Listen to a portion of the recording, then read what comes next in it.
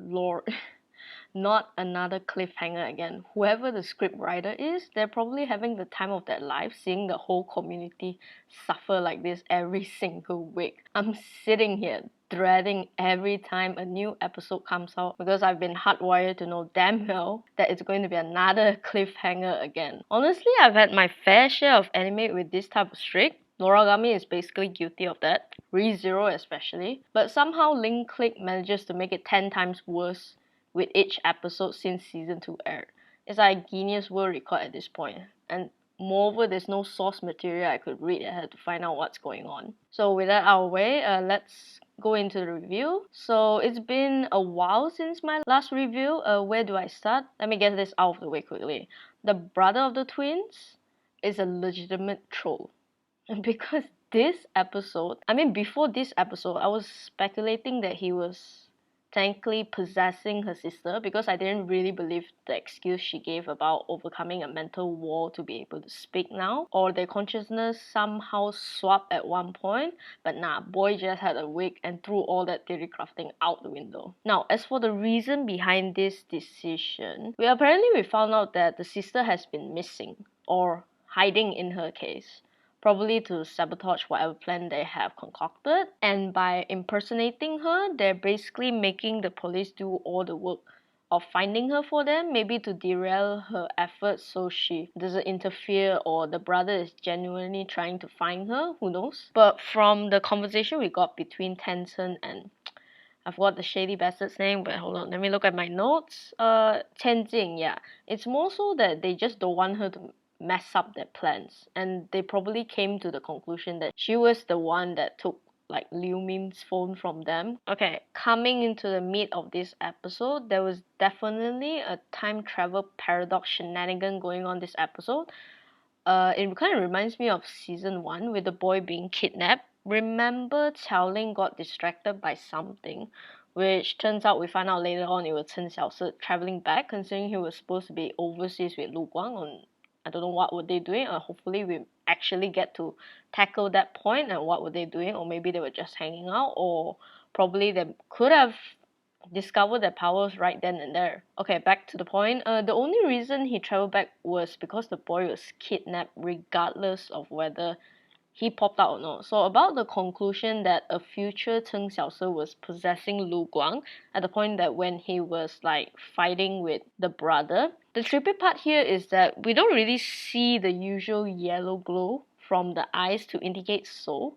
So I wonder whether we were being shown an outsider's perspective, like their eyes glowing was more of an aesthetic choice, one of which is directly to inform the audience that the person is being possessed. Since this scene is supposedly painted as a mystery, maybe the studio decided to forego the eye glow, or maybe something else was going on. Another detail I would like to draw attention to is this concept of the loop they are exclusively trapped in. Now, I use the word trap more so to explain an inevitable outcome that is bound to happen in the present time despite not yet experiencing the event that led to the interference of the future self. Exactly like Qiao Ling's situation with the kidnapped boy, there should have been an original timeline where Qiao Ling wasn't distracted and Chen Xiaoshi ended up being successfully kidnapped. Yet the current timeline they live in is already catered to the future interference. It's a little weird how time travel works in this show, and I'm not so sure whether it's following the general rule of like multiple timelines together, or either it's just one linear timeline that just has all this paradox, all this intertwining interference going on with each other, and maybe it's gonna break reality at one point, who knows. I wonder if the head guy from season 2 poster has something to do with Lu Guang knowing when and where is the meetup, like he is being fed information to make the necessary changes by taking that particular photo.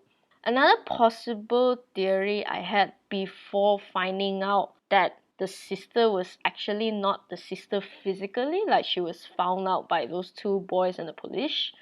I was thinking that she was the one who has been collaborating with Lu Guang secretly and was the one who possessed his body to head to the necessary location, because after giving him the photo, I thought there was some sort of like communication established between the two. especially when she has Liu Ming's phone on hand. Well, I'm assuming right now. But turns out maybe that theory is out of the window right now. Another popular theory that a lot of people has been talking about is that the reason why Lu Guang has taken the pic and found out the necessary information is probably because he could see technically 12 hours into the 12 hours within the photograph. So I wonder if one of the loophole that he found out was that he could technically look in the future by taking a current photo in the timeline. And technically, if Cheng Xiaosi actually got kidnapped in the original timeline, we saw that Xiaoling actually managed to find out their current location by riding a bike and heading for them. So she could have informed him within the photograph, which he later planned to make the necessary changes to basically run after Cheng Xiaosi. Or maybe it's Head Guy. Can't really know. Technically, everything is so confusing right now with this anime, and I do not appreciate the cliffhanger, even though it's like